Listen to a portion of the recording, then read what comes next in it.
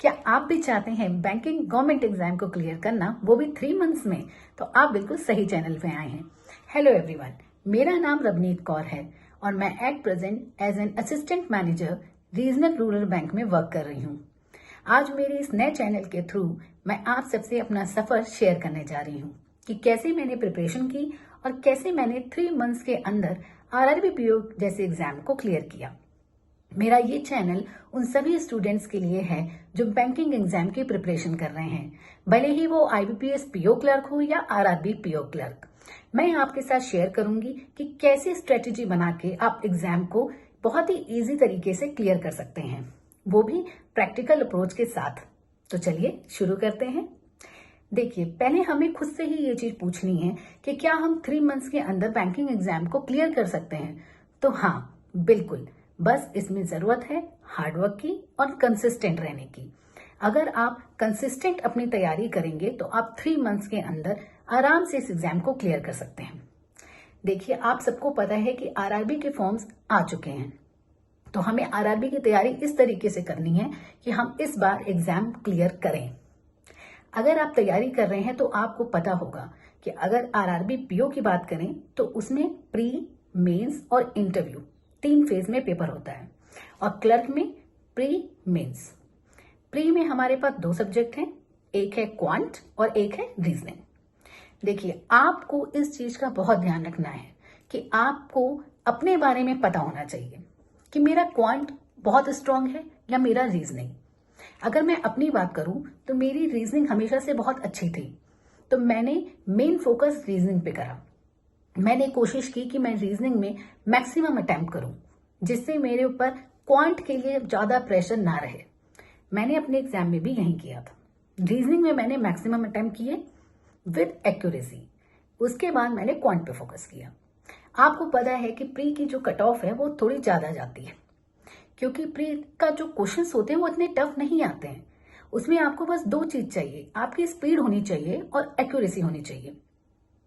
उसके बाद आप मेंस की तरफ जब बढ़ते हैं तो आपको पता है कि मेंस में क्वांट और रीजनिंग है, उसके अलावा इंग्लिश या हिंदी जो भी आप ऑप्ट करेंगे, computer and GA, current affair, ये सेक्शन आ जाते हैं।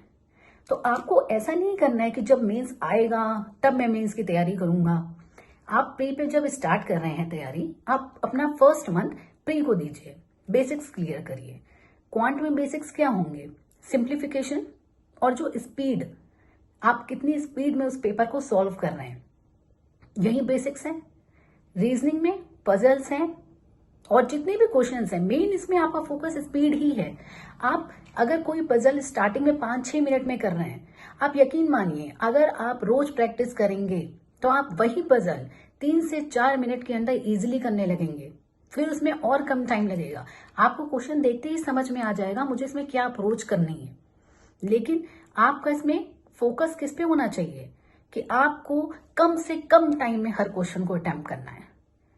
प्री में बहुत बच्चे बैठते हैं, सबका नहीं होता है, होता सिर्फ उनका ही है जो हार्डवर्क से पीछे नहीं हटते हैं, कंसिस्टेंट रहते हैं।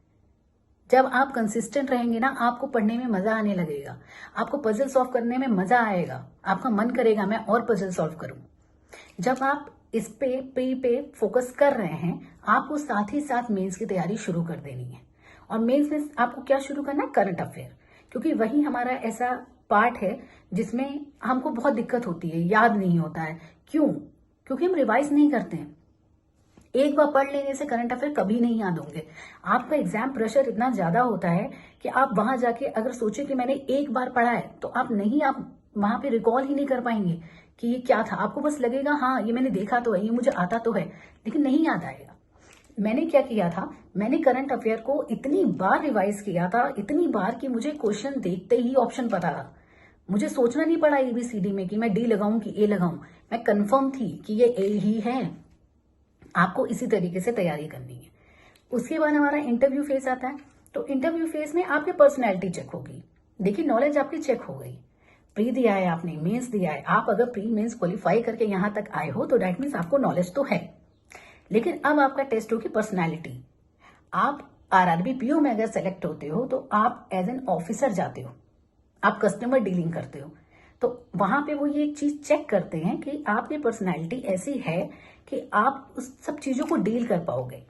इसीलिए वहां पे आपसे क्वेश्चन आंसर होते हैं। तो कोई बहुत टफ क्वेश्चन आंसर नहीं होते हैं, बेसिक नॉलेज, कुछ करंट में अगर टॉपिक चल रहा है तो उसके बारे में पूछेंगे, बेसिक आपसे पूछेंगे। वो बस देखना चाहेंगे आप किस तरह से उस जवाब को दे रहे हो। तो मेन हमारा यही रहता है। तो आपको ये क्लियर हो गया, प्री मेंस इंटरव्यू। अगर आप क्लैरिकल दे रहे हो तो प्री और मेंस, उसमें इंटरव्यू नहीं है, बस प्री मेंस में उसमें रिजल्ट आ जाता है फाइनल। मैंने आरआरबी क्लर्क भी दिया है और आरआरबी पीओ भी दिया है और दोनों ही मेरे क्लियर हुए थे। इसीलिए मैंने सोचा कि मैं चैनल बनाऊं ताकि मैं आप सबसे शेयर कर सकूं अपनी जर्नी और जो परेशानी मैंने फेस की थी। मुझे लगा कि हाँ, शायद लोगों को अभी नहीं पता है। मुझे पता है यूट्यूब पे बहुत सारे चैनल हैं जो ये चीज बताते हैं, बट मुझे मेरा जो पर्सनल एक्सपीरियंस था मैं चाहती थी लोगों के साथ शेयर करूं, इसलिए मैंने ये चैनल बनाया है। अभी अगर मैं एक एक सब्जेक्ट के बारे में इस वीडियो में बात करूंगी तो वीडियो बहुत बड़ी हो जाएगी।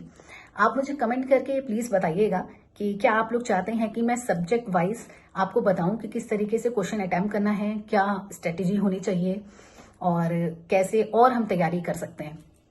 प्लीज मुझे कमेंट जरूर करिएगा, मेरे चैनल को सब्सक्राइब करिएगा, बेल आइकन को टिक जरूर करिएगा ताकि आपको मेरी वीडियोस समय पे मिल सके। और प्लीज मुझे सपोर्ट करिए ताकि मैं आगे बढ़ सकूं। Thank you so much.